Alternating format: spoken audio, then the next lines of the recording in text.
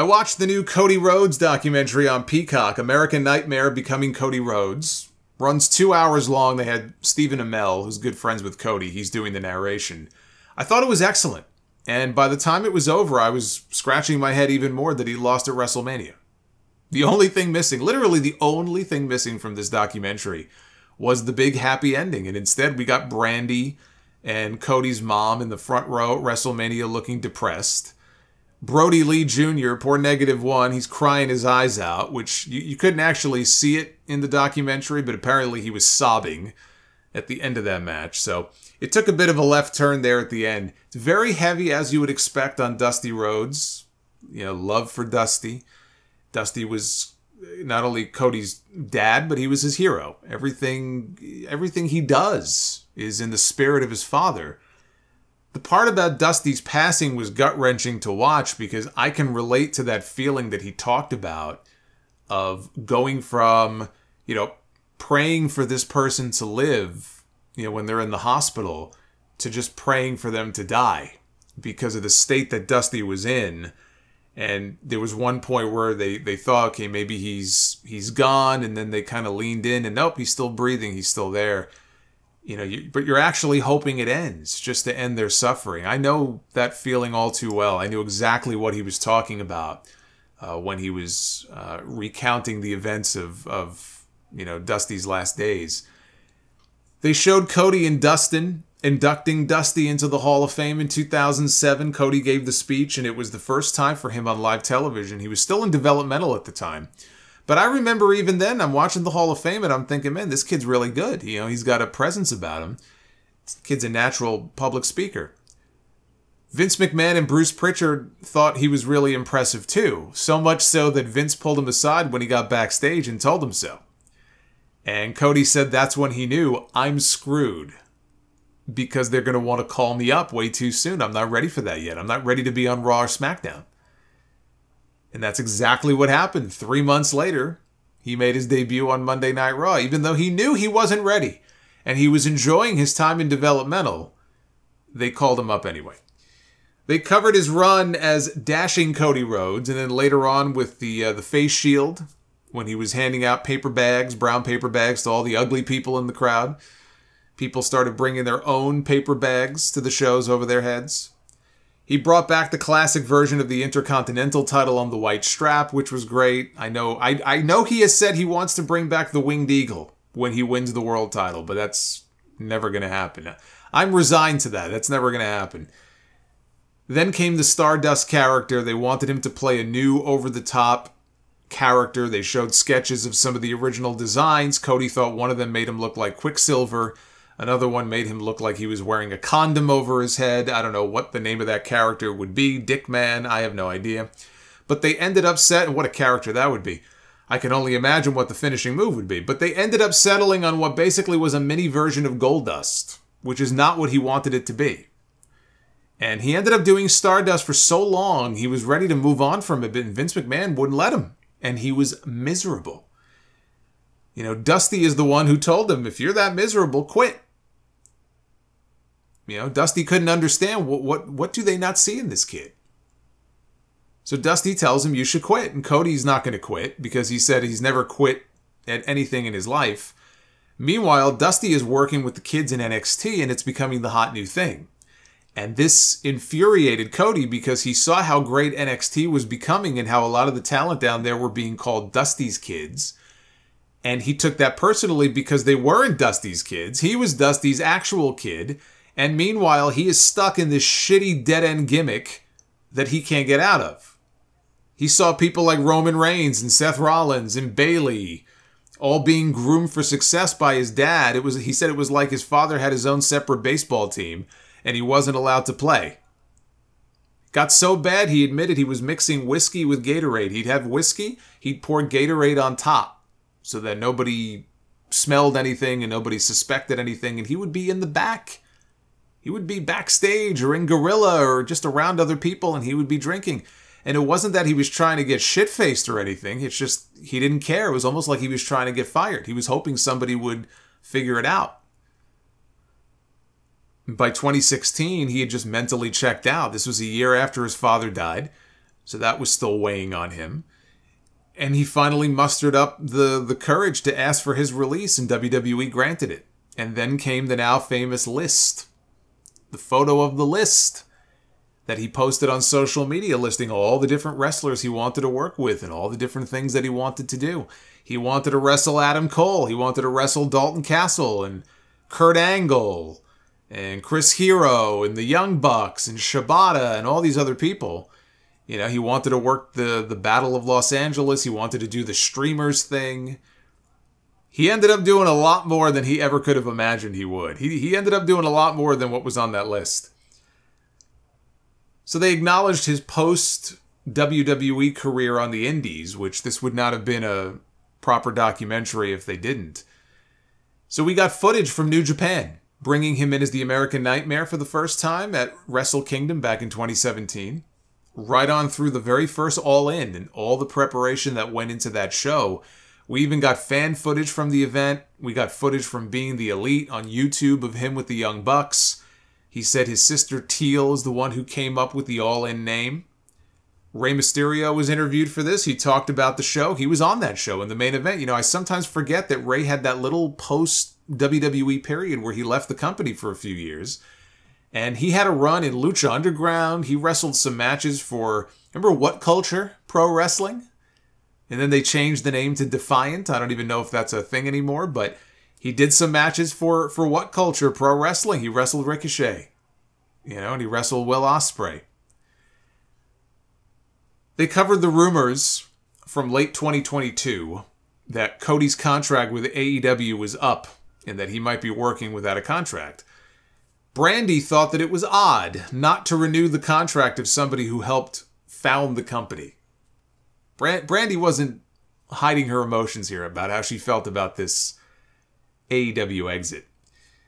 Bruce Pritchard said they heard the rumors. He reached out to confirm if they were true, which it was. And he said the next day he and Vince McMahon were on a flight to Atlanta to go meet with Cody face-to-face at home. That's where Cody made it clear the one thing he insisted on, if he was going to come back, was his music. He said if he was going to come back, he had to use Kingdom. And he says that Vince told him, look, if we're bringing you back, we don't intend to change anything about you. We're buying the American Nightmare. That's what we're paying for. And when that meeting was over, Pritchard said they had no doubt in their mind that Cody was coming home. You know, there aren't too many people who can say that Vince McMahon dropped everything to go fly out to them to try to make their sales pitch. That tells you how much they wanted Cody. I think the only other time I could... I'm not saying it is the only time, but the only other time I could think of where I've heard Pritchard, and I think Cornette maybe has told the story, Jim Ross. I don't remember if Vince flew out as well. I think he did, to go meet with the Warrior in Arizona when he was doing his whole Warrior University thing, and they were making the pitch. You know, he had his comic book, and this is when they brought him back in '96. They had to go out to Arizona to fly out there to meet with him. So, I mean, look, it doesn't happen very often that they do that. So, clearly, they saw it as a top priority to bring Cody, you know, back into the company. Did they want Cody? Or were they more interested in stealing one of AEW's EVPs away from them? I think it was a little bit of both. You can't tell me the thought of signing away one of their EVPs wasn't appealing to them and didn't at least partially drive their decision to make this big sales pitch. It absolutely did. And it was a real feather in their cap that they were able to sign one of the EVPs away from the company.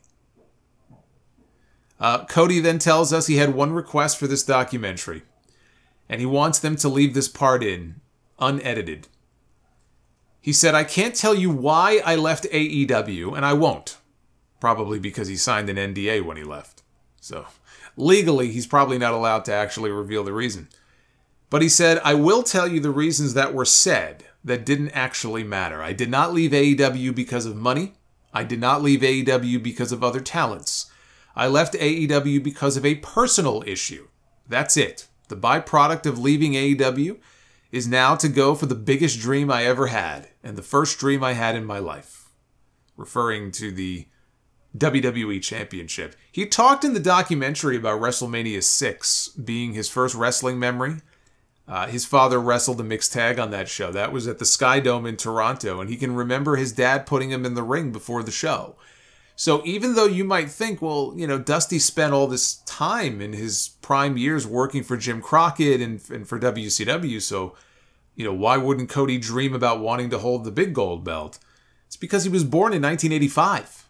So by the time he started watching wrestling, his dad was working for Vince McMahon. So that's probably what he would have been watching at the time. Look, I have my own theories about why Cody left AEW. I never thought it had to do with money. He was going to make bank no matter what. I always thought it was one of two things. Either a philosophical difference with his vision of what he thought AEW should be, clashing with what Tony Khan and what the other EVPs wanted the company to be.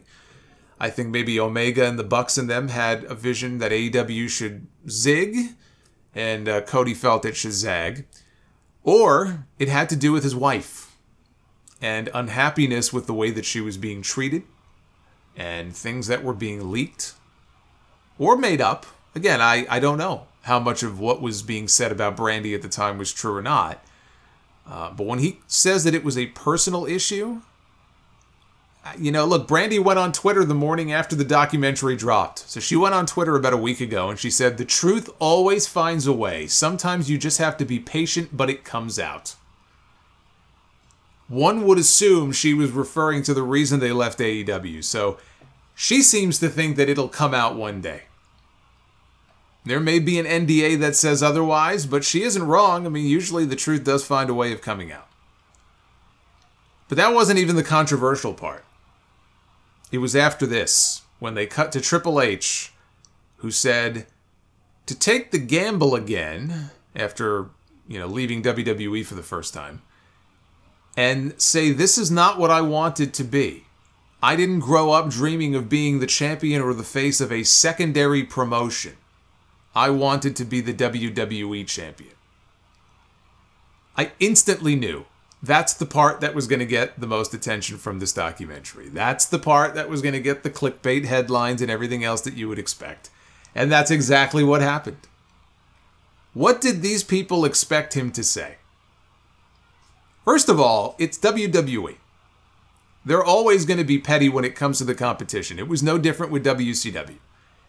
But he's also not wrong. I like AEW, okay? The wrestling business, much better off for having them around. But they are the secondary promotion. You may like them more. You may hate WWE. You may not want to give Vince McMahon any money, and it just, the mere thought of WWE makes you want to vomit. But that does not make the statement any less true. WWE has been around for decades. They're a multi-billion-dollar company and the highest-rated wrestling show on television, right? That's a fact. Their reach globally is greater than any other promotion in the world. They generate more money than any other promotion in the world. They are bigger than any other promotion in the world. What AEW has been able to accomplish in 4 years is very impressive. Never been done before. But in the grand scheme, they're still the secondary promotion. It's just that when Triple H says it or anybody in WWE management says it, it comes across as a shot. And maybe it was. But that doesn't make it any less true. Tony Khan, he was asked about the comment. He did an interview with the Orlando Sentinel. And he said, "We certainly won't be the secondary promotion at All In. We are number one in the UK on TV and with a record gate. I have a lot of respect for Cody. I know these weren't his words, to be fair, but we're not secondary in a lot of markets. For the first time in a long time, WWE has been secondary in a lot of markets. I'm proud of where we are at, and we are not taking a backseat to anybody." I thought that was a perfectly rational response from Tony Khan, one of his more rational responses. I have no issue with what he said. I don't know how accurate it is to say that they're number one in the UK. I do know they're very popular over there, right? Just look at the ticket sales for Wembley.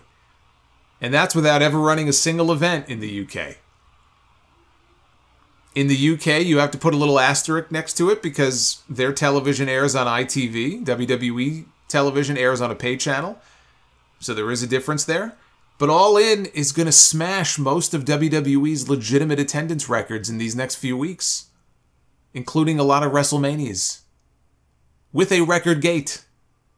I would be shouting that from the highest rooftop too. He's not going to come out and say, yup, he's right, we're the secondary promotion. Like, even if it's true, it's his job to promote his own company and say, respectfully, I think we're the best. I think we put out the best wrestling product. So, just as people got bent out of shape over what Triple H said, what else do you expect him to say? It's the same thing with Tony Khan. He said nothing wrong. He's waving his company's flag. That's his job. His job is not to put over WWE. But the tribalism, it dictates that you have to take a side. They're not direct depositing a paycheck into your bank account every other week. You don't have to feel obligated to defend one side over the other and pick a team. They talked about Cody's secret return at WrestleMania against Seth Rollins and how the match wasn't finalized until 2 weeks before the show. And then on May 20th of last year, he was in his gym working out. He was preparing for the Hell in a Cell match with Seth Rollins when he tore his pec while he was bench pressing. And he was sending texts to everybody just begging them, don't cancel this match. He even played one of the voice memos that he recorded on his phone. And he sent to management begging them not to cancel the match. And Cody said that it was a complete tear. His doctor said you can't make it any worse. It would just be a matter of your pain tolerance. And Bruce Pritchard said they had their doctors examine him. He had strength in his arm. He had strength in his chest. He could do everything he normally could do. So they let him work the match. And he admitted after the match that he lied through his teeth about the pain. He said it was actually the worst pain he had ever experienced in his life. I was in pain just watching that match. I can't even imagine what he must have been feeling. But look, it's an all-time moment for him. 20 years from now, people are still going to be talking about the night that Cody Rhodes wrestled in Hell in a Cell with a torn pec. And the moment that he took that jacket off when we saw all the bruising on his arm and his chest, it's a visual that you don't forget. You know, that'll be part of his Hall of Fame speech when he goes into the Hall of Fame one day. That's one of the defining moments of his career. Then came the rehab. They showed him working out of the ring with Carmelo Hayes from NXT to prepare for his return, which I thought was very cool. He came out number 30 in the Royal Rumble, and Gunther chopped the shit out of him right in the pec. If there was ever a way to test it out to make sure it would hold up, that's it right there. Have Gunther chop you in the pec as hard as possible. And then came WrestleMania 39, and we all know what happened there. He did not get to finish the story, not yet. Instead, he got to feud with Brock Lesnar for the next 4 months, for reasons that were never explained. And now, he'll get to finish the story in Philadelphia next year. All he has to do is hope the fans don't turn on him between now and then, and he doesn't get hurt. So far, the fans are with him. If he can stay healthy, I think it's either him or Gunther winning the Royal Rumble next year. And with him and Roman being on different brands, I guess it would probably have to be Cody winning the Rumble. Only this time, he enters from an early number and has to go the distance. But the story is him winning the championship that Roman Reigns has, not the championship that Seth Rollins has. He should not get his hands on the big gold belt before he gets his hands on the other belt. That would be a mistake. But watching this documentary, if the plan is not for him to win the title at WrestleMania next year, it's going to go down as one of their greatest fumbles. You know, they told the story so well in this documentary, now they just have to finish it.